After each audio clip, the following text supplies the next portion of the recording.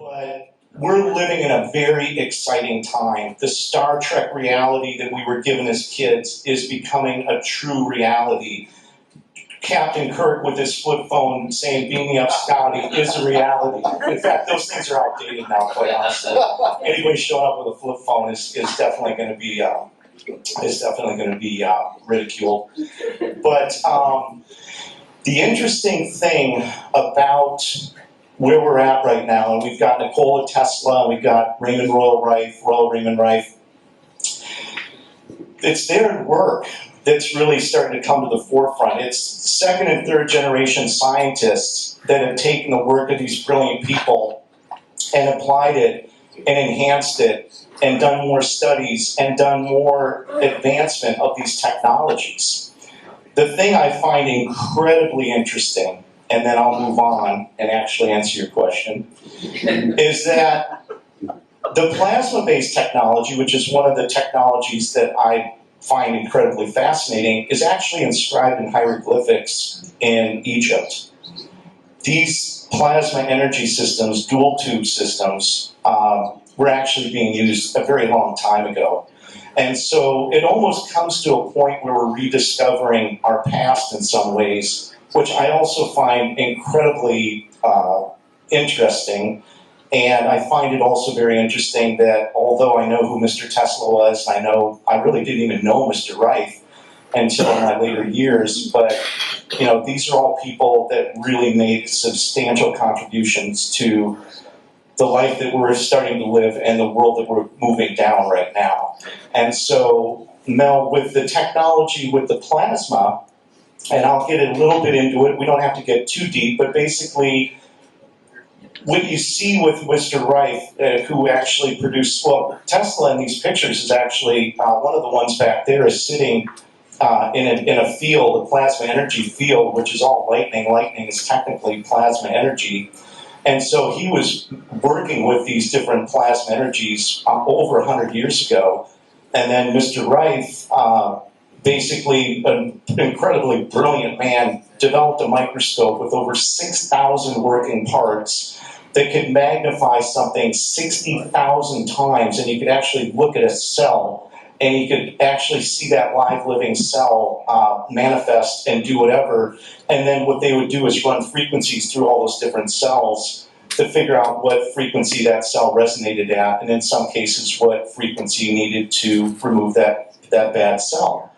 And then you had scientists that picked up from that. Now there was Lakhovsky, but there was another gentleman out of France, Antoine Prairie, who worked with the French government, and he messed around a lot with plasma energy. I mean, literally dropping, plasma tubes the size of torpedoes and cranes in through the top of buildings, and literally had thousands and thousands and thousands of case studies, right? And so with those case studies, they were able to learn a lot. And then you get, another generation of scientists that say, wow, look what Tesla, look at Rife, look at Lakhovsky, look at Prairie.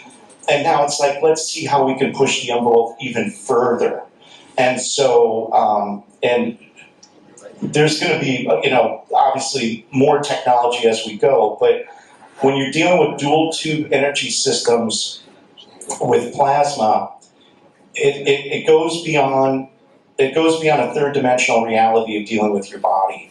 When you start getting into some of the things that this technology does, you're getting into other aspects which basically get into lucid dreaming, because now we're breaking down your actual body, your consciousness is a plasma energy field, and being able to disengage that plasma energy field and do things like astral projection and lucid dreaming. These are all like really high abilities that we have as human beings that we can actually start helping to trigger and start pushing ourselves into higher spiritual realms of existence.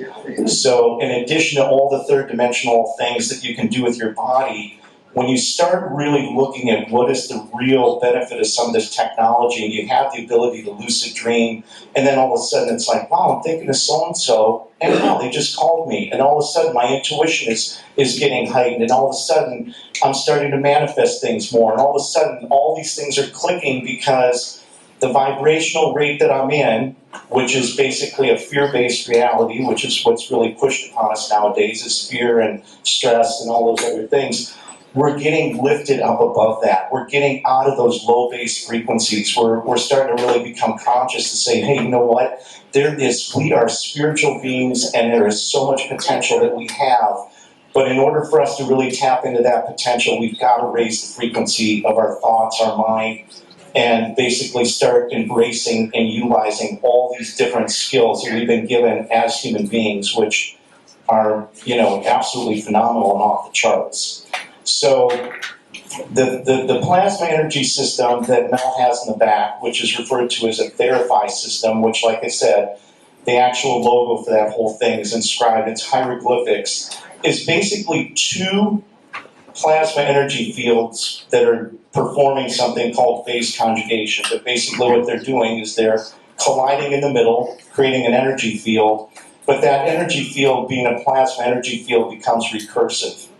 And as that plasma energy field becomes recursive, it becomes a mindful and intelligent energy field. So you're actually in a mindful and intelligent energy field, and therefore getting maximum potential and maximum benefit out of something like that does require that you have your mind focused on what the outcome is that you're looking to achieve. Sometimes training the mind is as important as training the body. And in some of these types of technology, that's definitely something that you're looking to do. And then in addition to that, it's performing something to the amount of energy that's being generated with that particular system. As Mel was saying, it's one human at a time. It's also performing something called negantropy, which is basically reversal of spin or reversal of time energy. So it does get into doing some type of time reversal that's also happening there. But I think the thing that I'd like to kind of leave off with today is that we are living in a very bright future, but it's present tense. It's not something that we need to wait for. Anybody right now that still thinks that I've got to wait for the med beds to be released is really, they're just not, they don't understand how powerful the technology that we have right now that's available to us really is.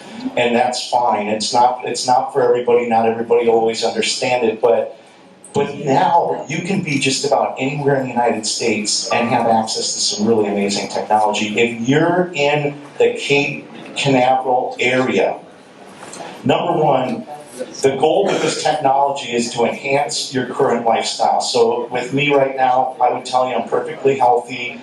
Like with anything, a few dings here and there, a kidney stone or a bad tooth, whatever it might be.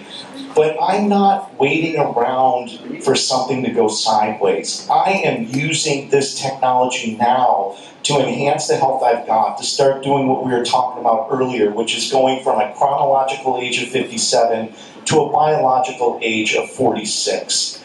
And that is all available for you right now, everybody in this room, everybody that's watching these videos.